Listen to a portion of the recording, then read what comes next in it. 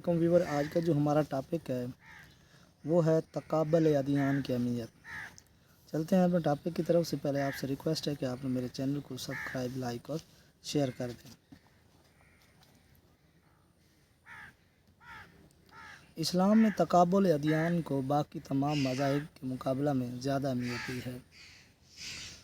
قرآن حکیم نے اپنی تعلیمات کے ابلاغ کے سلسلہ میں بار بار دیگر مذاہب، یہودیت، عیسائیت، مشرکین، صابی وغیرہ کا تذکر کیا ہے۔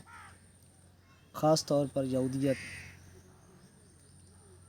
اور عیسائیت اور شرکیہ مذہب کا تذکرہ نہایت کثرت سے کیا ہے اور تقابلی مطالعہ کے ذریعے سے اپنے موقف کو ثابت کیا ہے۔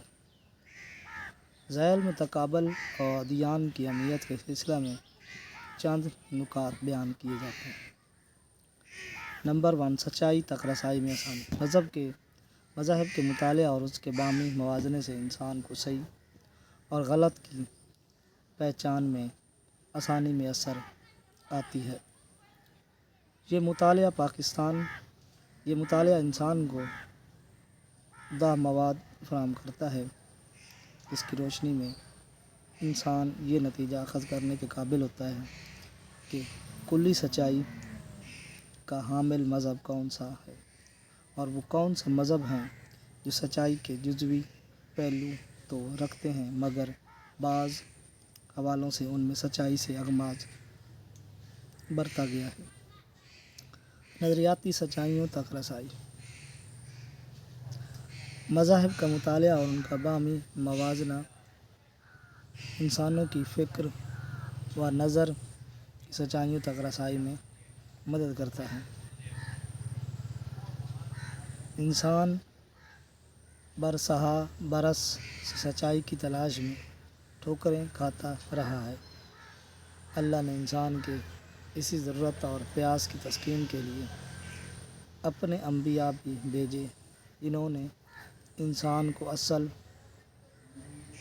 پائیوں تک رسائی میں مدد دی، مگر بعد میں انسان شیطان کی وسوسہ انگیزیوں اور نفس کی شرارتوں سے مجبور ہو کر اصل مذہب اور اصل سچائی پر جھوٹ اور فریب کے پردے ڈال بیٹھا اور اس طرح رفتہ رفتہ اصل سچائی کو گم کر بیٹھا۔ مذہب کے باہمی مطالعہ اور موازنہ سے انسان کو ان نظریاتی سچائیوں کی تلاش میں آسانی میسر آتی ہے جنہیں انسان اپنی ہی کمزوریوں اور نالائکیوں کی وجہ سے گم کر بیٹھا تھا۔ عملی سچائیوں تک رسائی۔ مذہب کا مطالعہ اور ان کا تقابل نہ صرف انسان کو نظریاتی سچائیوں کی تلاش میں مدد فراہم کرتا ہے بلکہ انسان اعمال اور کردار کی سچائیوں تک بھی رسائی حاصل۔ انسان کے ساتھ عجیب معاملہ رہا ہے کہ اکثر و بیشتر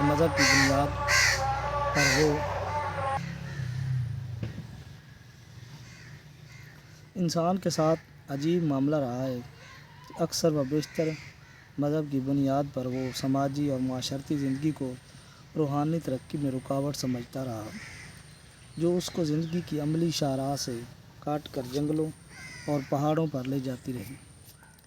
مذاہب کے باہمی مطالعہ سے انسان اس قابل ہوتا ہے کہ زندگی کی اس اصل عملی شاہراہ پر واپس آ سکے۔